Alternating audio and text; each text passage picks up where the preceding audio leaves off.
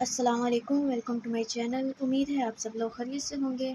میں کافی دن بعد آئی ہوں قسط لے کر، بہت زیادہ جب سے میرے ایگزام شروع ہوئے اس کے بعد سے تو بالکل بھی ہو ہی نہیں پا رہا۔ جیسے میں پہلے دیتی تھی روز کی ایک قسط، بے شک چھوٹی ہی ہوتی تھی لیکن روز دیتی تھی، لیکن جب سے ایگزامس کی وجہ سے سارا کچھ اوپر نیچے ہو گیا، اور اب پھر درمیان میں عید آ گئی، اور عید کے بعد میں آج دے رہی ہوں 63 ایپیسوڈ، اور میں نے اب 2-3 ایکسٹرا ایک ساتھ لکھ کے رکھ لی ہیں تاکہ اگر میں پھر سے کسی دن قسط نہ لکھ سکوں تو میرے پاس آلریڈی موجود ہو قسط، تاکہ میں آپ سب کو دے سکوں۔ اور میں چاہتی ہوں کہ میرے فائنل ایگزام نیکسٹ منتھ ہے، آج کیا ہے 22 ہے جون کی، اور جولائی میں ہے میرے فائنل ایگزام، تو میں کوشش کروں گی، بلکہ کوشش نہیں یقیناً مجھے ایسا کرنا ہی پڑے گا کہ ایگزام سے پہلے میں اپنے اس ناول کو کمپلیٹ کر لوں، اور جیسے تیسے کر کے بھی اس کو ختم کروں۔ کافی لینتھی ہو چلا یہ ناول، تو بنا دیری کے چلیے پڑھتے ہیں اپنی قسط۔ آئزل جو روتے ہوئے دھندلائی آنکھوں کے ساتھ گھر کے دروازے سے نکلتی بھاگتے ہوئے گیٹ کی جانب جا رہی تھی کہ گراج سے نکلتے شازل سے بری طرح ٹکرائی۔ اس خطرناک ٹکر کے باعث اس سے پہلے وہ زمین بوس ہوتی کہ شازل نے بازو سے پکڑے اسے گرنے سے بچایا تھا، لیکن اس کے بے حال ہوئے حال پر شازل کا دل جیسے تھما ہو۔ آئزل! شازل نے تڑپ کر اسے پکارتے اسے دونوں بازوؤں سے تھاما تھا جو نڈھال سی ہو رہی تھی۔ آئزل بچے کیا ہوا؟ یہ کیسی حالت بنائی ہوئی ہے، اور رو کیوں رہی ہو؟ شازل نے تھوڑی سے تھامے اس کا چہرہ اٹھائے، اس کے چہرے پر چپکے بالوں کو پیچھے کرتے اس کے سرخ چہرے اور آنکھوں کو دیکھتے نہایت فکر مندی سے پوچھا تھا۔ بھیا! وہ سسکتے ہوئے اس کے سینے سے لگتی مزید ہچکیوں کے ساتھ رونے لگی۔ شازل کو اپنا دل ڈوبتا ہوا محسوس ہوا۔ آئزل مجھے بہت پریشانی ہو رہی ہے، پلیز مجھے بتاؤ کیا ہوا ہے؟ کیوں اتنا رو رہی ہو؟ اپنی حالت دیکھو، مجھے خوف سا محسوس ہو رہا ہے۔ شازل نے اسے خود سے الگ کرتے خوف زدہ لہجے میں کہتے ساتھ اس کے آنسو بھی صاف کیے تھے۔ وہ ہچکیاں بھرتی بولنے کی کوشش کر رہی تھی لیکن اس سے بولا نہ جا رہا تھا۔ آئزل کچھ پوچھ رہا ہوں۔ شازل نے اس کے ہچکولے کھاتے وجود کو دیکھے اسے دونوں بازوؤں سے تھامے جھنجھوڑتے ہوئے پوچھا۔ لہجہ لڑکھڑایا سا تھا جبکہ آئزل اپنا چہرہ دونوں ہاتھوں میں تھامے اس کے سینے سے سر ٹکا گئی تھی۔ شازل اس سے پہلے کچھ بولتا کہ نظر دروازے کے بیچوں بیچ کھڑی حورِ دل پر پڑی جو خود بھی سرخ چہرہ لیے نہیں دیکھ رہی تھی۔ حورِ دل! شازل نے حورِ دل کو پکارا جو گال پر پھسلتے آنسو رگڑتی قدم آگے بڑھائے ان کی جانب آئی تھی۔ حورِ دل کیا ہوا ہے؟ کیوں ایسے رو رہی ہے؟ میرا دل بند ہو رہا ہے اس کے رونے سے۔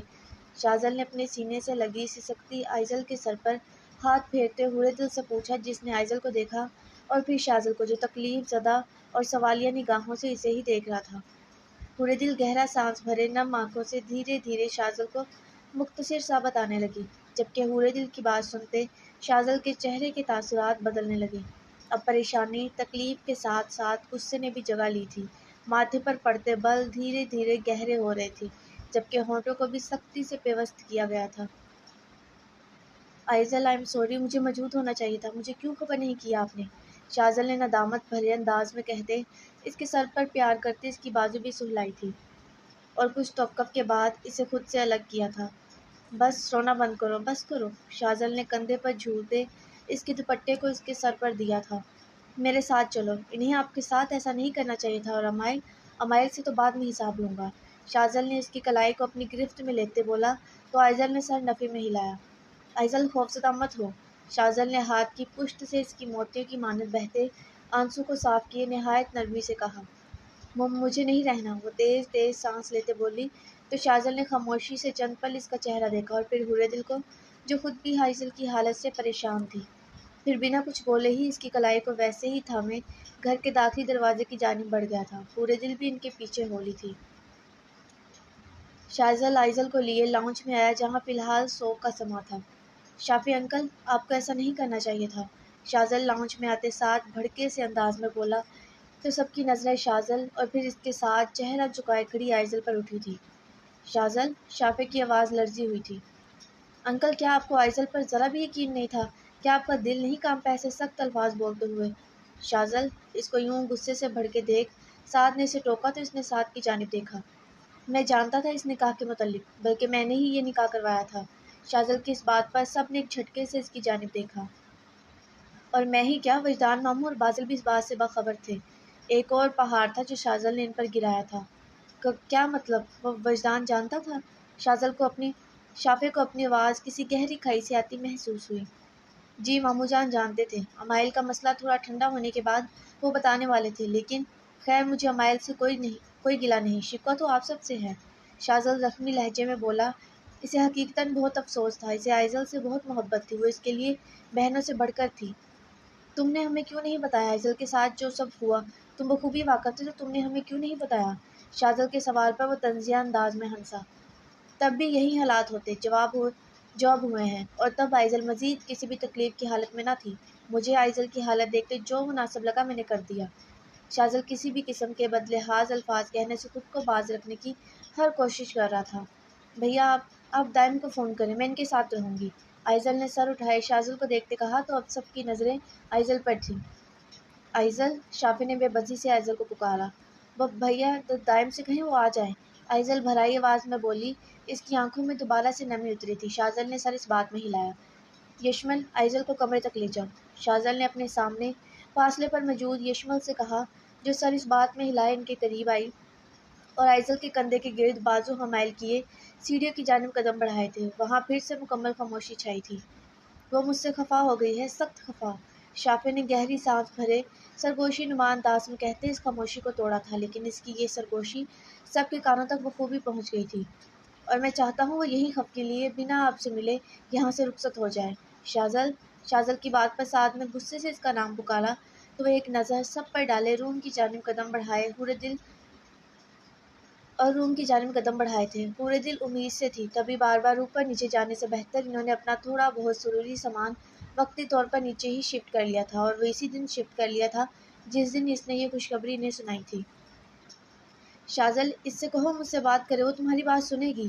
شافع کی آواز اسے اپنی پشت پر سنائی دی، لیکن اس نے قدم نہ روکے، لیکن مزید چند قدم آگے لینے کے بعد رکا اور پلٹ کر ان سب میں کسی کو تلاش کرنا چاہا۔ موم کہاں ہے؟ شاذل کے سوال پر سب نے متلاشی نظروں سے ارد گرد دیکھا، لیکن وہ یہاں موجود نہ تھی۔ سب دعا کی غیر حاضری کا مطلب بخوبی سمجھ گئے تھے۔ میں دیکھتا ہوں۔ سعد بھاگنے کے انداز میں روم کی جانب گیا تو شاذل بھی خاموشی سے اپنے روم میں گیا تھا، جبکہ باقی سب وہیں لاؤنج میں بیٹھ گئے تھے۔ آئزل روم میں آئے، دروازہ اندر سے لاک کیے بیڈ کے قریب آتی بیڈ پر موجود اپنا فون اٹھایا تھا اور بیڈ پر بیٹھتی دھندلائی آنکھوں کانپتے ہاتھوں کے ساتھ دائم کو کال ملانے لگی۔ بیل جا رہی تھی، لیکن کوئی دوسری جانب سے فون نہ اٹھا رہا تھا۔ دائم پلیز فون اٹھا لیں۔ وہ دوبارہ سے کال ملائے، فون کان سے لگائے، خود سے بڑبڑائی اور ساتھ دوسرے ہاتھ سے بار بار آنکھوں میں اترتی نمی بھی صاف کرتی۔ دوسری جانب نہ جانے دائم کو کیا ہوا تھا جو فون ہی نہیں اٹھا رہا تھا۔ اس نے دوبارہ سے کال کی، اب پہلی ہی بیل پر دائم فون اٹھا چکا تھا۔ میں نے کہا تھا نا میں خود تمہیں کال کر لوں گا، فی الحال یوں بار بار کال کرتے میرا پہلے سے خراب شدہ دماغ مزید خراب مت کرو۔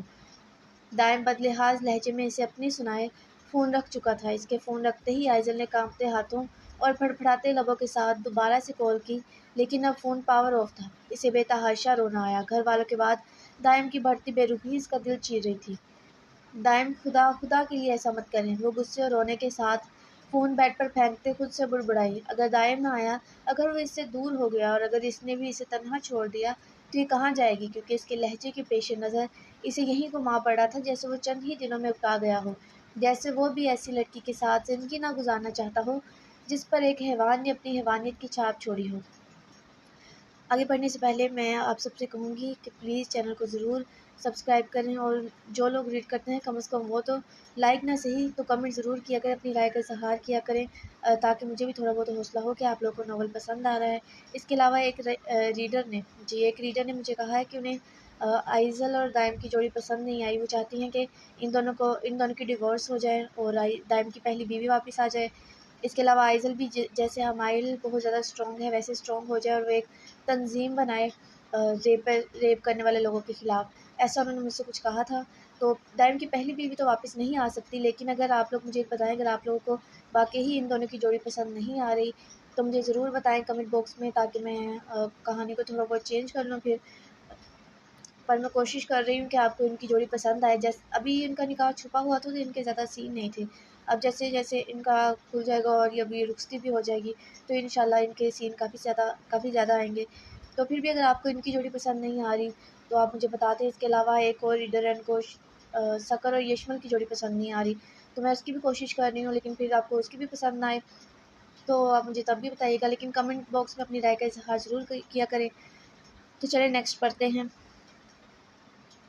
مشل گارڈن میں پتھر کے بنے بینچ پر بیٹھی نظر ایک جگہ پر مرکوز کیے نہ جانے کن ہی سوچوں میں مبتلا تھی، لیکن اتنا ضرور معلوم تھا کہ کہیں نہ کہیں ان سوچوں کا مرکز آئزل تھی۔ وہ اس کے کمرے میں گئی تھی لیکن اس نے دروازہ نہ کھولا اور یہ کہہ دیا کہ وہ یہاں سے چلی جائے۔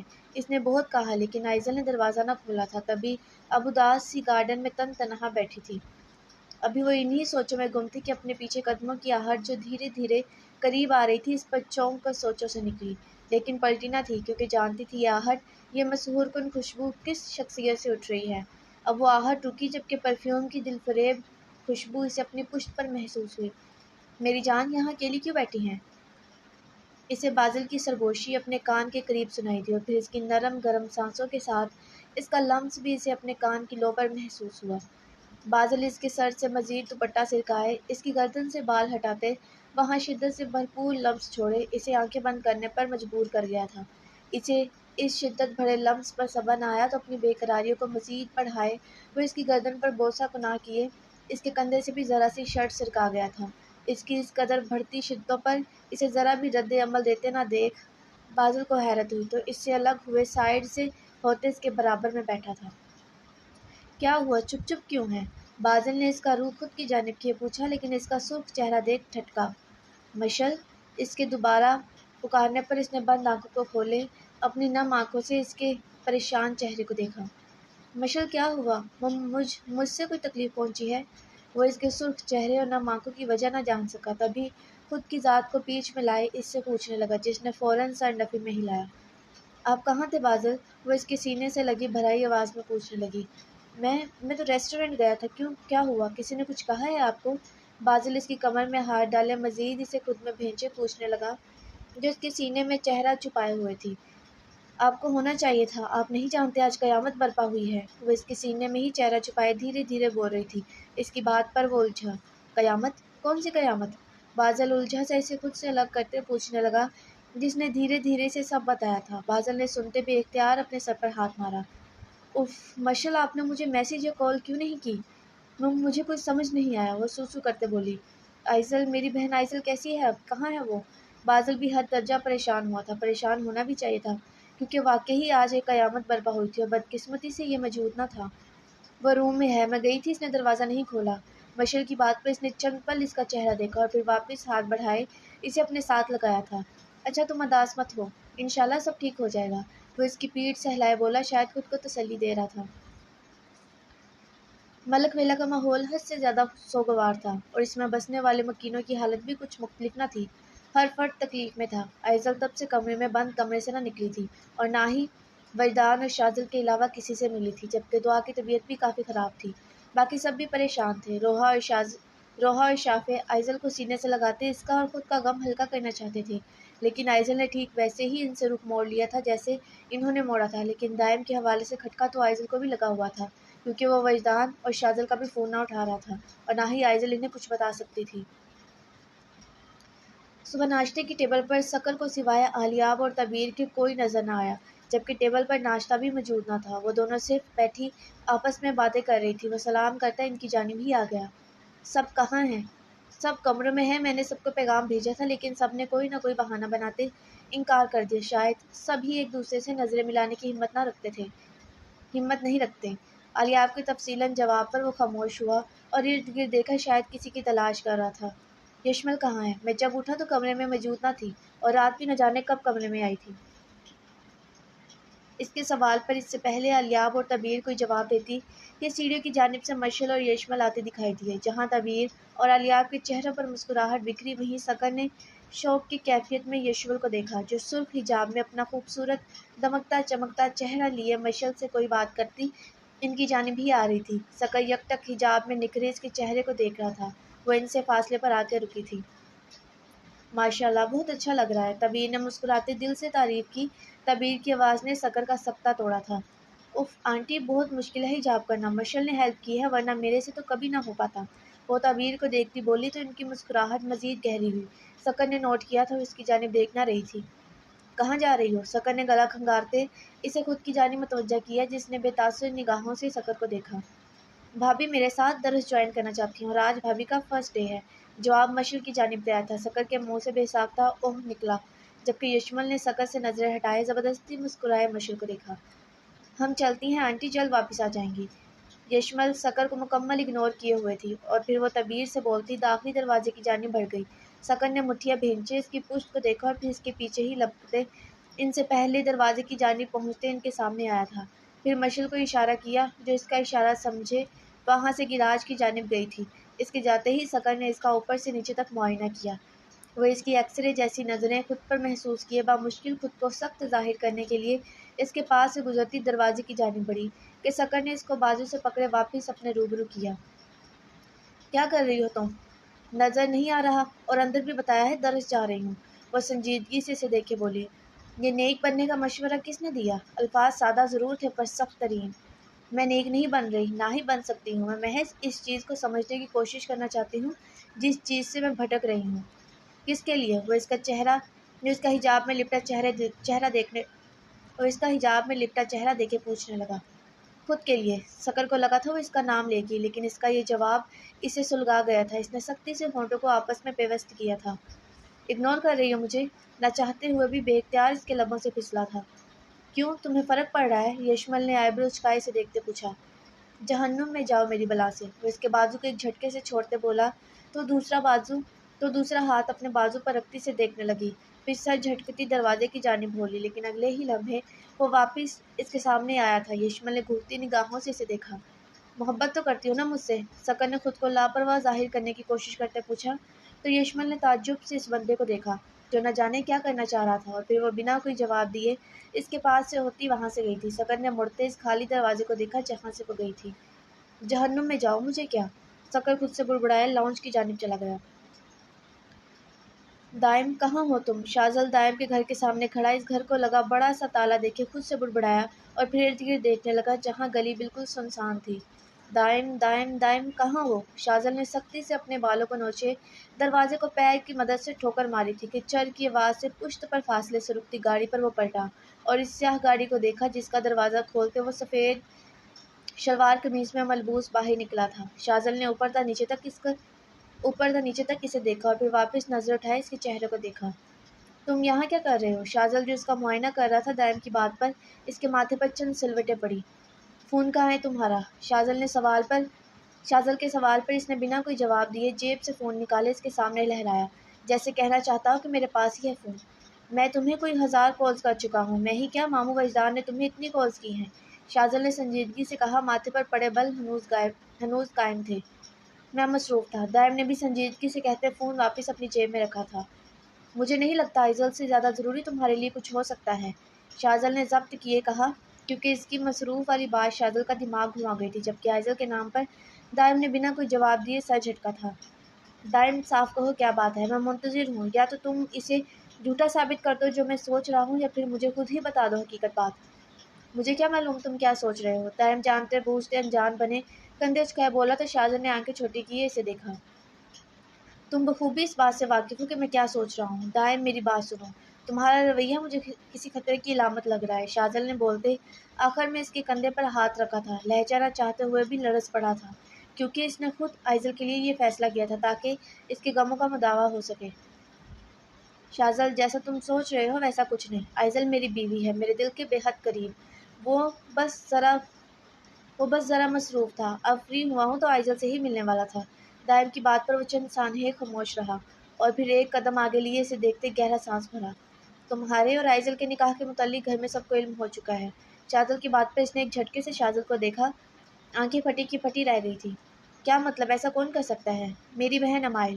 میں نہیں جانتا اس تک یہ بات کیسے پہنچی، لیکن اس نے گھر میں ایک طوفان کھڑا کر دیا۔ شازل کی بات پر دائم کو مزید حیرت نے آن گھیرا، لیکن جلد ہی اس حیرت کی جگہ غصے نے لی۔ اس نے اپنی مٹھیاں بھیجی تھیں اور اس نکاح کی وجہ سے بھی سب واقف ہیں۔ ایک نیا بم تھا جو شازل نے اس کے سر پر پھوڑا تھا اور دائم کو یوں محسوس ہوا جیسے وہ اس بم کے زیر اثر بچ نہ پائے گا۔ آئزل کیسی ہیں؟ وہ ٹھیک تو ہے نا؟ بے قراری دائم کے لہجے سے واضح جھلک رہی تھی، جبکہ اس بے قراری کے ساتھ پریشانی اور فکر کے عنصر بھی شامل تھے۔ وہ ٹھیک نہیں ہے، اسے تمہاری بے حد ضرورت ہے کیونکہ تم اس کے شوہر اور وہ تم سے وہ سب کہہ سکتی ہے جو وہ ہم سے نہیں بیان کر سکتی، لیکن تم نے اسے تنہا چھوڑ دیا۔ آخر میں شاذل کے لہجے میں شکوہ درایا تو اس نے بے چینی سے شاذل کو دیکھا۔ میں اس بات سے بے خبر تھا، یہی بتانے کے لیے تمہیں فون کر رہا تھا کیونکہ باقی سب بھی اب تم سے ملنا چاہتے ہیں۔ شاذل نے شرٹ کا اوپری بٹن کھولتے اس سے کہا جو بے چین سے اپنی گاڑی کی جانب مڑا تھا۔ کدھر؟ اسے گاڑی میں بیٹھتا دیکھ شاذل نے پوچھا۔ مجھے آئزل سے ملنا ہے، ابھی ہی۔ وہ اتنا بولے گاڑی اسٹارٹ کرتے وہاں سے زن سے بھگا لے گیا تھا۔ ارے میں تو بس یہ کہہ رہا تھا کہ جیسے تم اس سے مل پاؤ گے، پر خیر مجھے بھی جانا پڑے گا۔ شاذل اس کی گاڑی کے باعث اڑتی دھول دیکھ کر بڑبڑاتا گہری سانس بھرے خود بھی اپنی گاڑی کی جانب مڑا تھا۔ آئزل جو اپنے کمرے میں بیڈ پر بیٹھی تھی کہ یکدم سے اسے بالکنی میں کچھ گرنے کی آواز آئی۔ وہ فوراً سیدھی ہوتی اس سے پہلے وہ بیڈ سے اترتی اس جانب جاتی کہ دائم اس جانب سے اندر داخل ہوا۔ آئزل نے بے یقینی سے اسے دیکھا، جبکہ اس کا مرجھایا چہرہ دیکھتے اس کا دل کٹ کر رہ گیا تھا۔ اسے خود پر ڈھیروں غصہ آیا، وہ اس کے ساتھ یہ ناانصافی کیسے کر سکتا تھا؟ آئزل! وہ اسے پکارے چھوٹے چھوٹے قدم لیے اس کی جانب آنے لگا جو اس کے یوں قدم بڑھانے پر حیرت سے نکلتی بیڈ سے اتری تھی۔ نمی نے فوراً آنکھوں میں بسیرا کیا تھا۔ کیوں آئے ہیں آپ یہاں؟ چلے جائیں۔ وہ قدم پیچھے لیتی رونے سے خود کو باز رکھنے کی ہر ممکن کوشش کرتے بولی، لیکن آواز کی کپکپاہٹ اس کے بے بس ہونے کی علامت تھی۔ مجھے معاف کر دیں پلیز۔ وہ شرمندہ سا اس کی جانب قدم بڑھائے بولا۔ نہیں، چلے جائیں یہاں سے آپ۔ وہ اپنے پیچھے دیوار محسوس کیے کمزور سے لہجے سے اسے دیکھتی بولی جو اس سے محض 2 قدموں کے فاصلے پر تھا، اور پھر اگلے ہی لمحے وہ اسے کمر سے تھامے خود میں سختی سے بھیج گیا تھا۔ دائم کی اس عمل سے آئزل اس کی گرفت میں بری طرح مچلی تھی۔ وہ جیسے جیسے مچلتی دائم کی گرفت تنگ ہونے لگتی جس کے باعث اسے سانس لینے میں بھی دشواری ہونے لگی تھی۔ دائم دور ہو جائے مجھ سے۔ وہ اس کی گرفت میں مچلے سانس لینے کی کوشش کرتی بولی جو اسے اپنے سینے میں قید کی آنکھیں موندے ہوئے تھا۔ دائم! اب کہ وہ اس کا نام پکارے چلائی تھی اور اس کی پشت سے اس کی قمیض دبوچے سے پیچھے کرنے کی کوشش کرنے لگی۔ مت کریں مجھے خود سے دور۔ وہ چہرہ اس کی گردن میں چھپائے سرگوشانہ انداز میں بولا، جبکہ اپنی گردن پر اس کا لمس محسوس کیے وہ اس کی گرفت میں مزید بے قابو ہونے لگی۔ خفا ہے مجھ سے، میں جانتا ہوں، یہی خفگی دور کرنے آیا ہوں۔ وہ اسے ذرا سا خود سے الگ کیے ایک ہاتھ اس کی کمر میں سختی سے ٹکائے خود سے لگائے، جبکہ دوسرا ہاتھ اس کے بالوں میں پھنسائے اس کا چہرہ اٹھائے اس کی شہرت پر جھکا تھا۔ آئزل آنکھیں موندے سسکی تھی۔ اس کی سسکی پر دائم نے سر اٹھائے اسے دیکھا جو آنکھیں موندے تیز سانس لے رہی تھی۔ معاف کر دیں گی حسین بیوی۔ دائم کی بات اور اس کی سانسوں کی شدت چہرے پر محسوس کیے اس نے آنسوؤں سے لبریز آنکھیں کھولے اسے دیکھا جو جذبے لتاتی آنکھوں سے اسے ہی دیکھ رہا تھا۔ آپ نہیں تھے جب آپ کو ہونا چاہیے تھا۔ آپ نہیں تھے، مجھے آپ کی ضرورت تھی۔ وہ سسکتے ہوئے بولی، آنکھوں سے آنسو گال پر بہہ گئے تھے۔ دائم نے اس کے بالوں میں پھنسایا اپنا ہاتھ نکالے اسی ہاتھ کی پشت سے اس کے آنسو صاف کیے تھے۔ میں آ گیا ہوں، میں آپ کو ذرا بھی تکلیف نہیں دوں گا اور نہ ہی ان آنسو کو مزید بہنے دوں گا۔ وہ اس کی دونوں گالوں پر باری باری جھکتے بولا، میں سب سے بات کرتا ہوں اور آپ کو یہاں سے لے جاتا ہوں، مجھے بھی آپ کی بہت ضرورت ہے۔ دائم اس کا سر نرمی سے اپنے سینے سے لگائے بولا تو آئزل نے اس کے گرد سختی سے بازو باندھے تھے۔ دائم نے بھی اسے خود میں بھیجا تھا۔ یہ تو کیسی لگی آج کی قسط؟ امید ہے پسند آئی ہوگی۔ تو آج یہ قسط لے لیں، کل انشاءاللہ میں آپ کو اگلی قسط دوں گی، اور میں پیپر سے پہلے کوشش کروں گی کہ یہ ناول کمپلیٹ ہو جائے۔ اپنی رائے کا اظہار ضرور کیجیے گا، ویڈیو کو لائک کیجیے گا، شیئر کیجیے گا۔ جن لوگوں نے چینل کو سبسکرائب نہیں کیا وہ چینل کو سبسکرائب بھی کر دیں۔ انشاءاللہ پھر نیکسٹ ملیں گے قسط کے ساتھ، تب تک کے لیے اللہ حافظ۔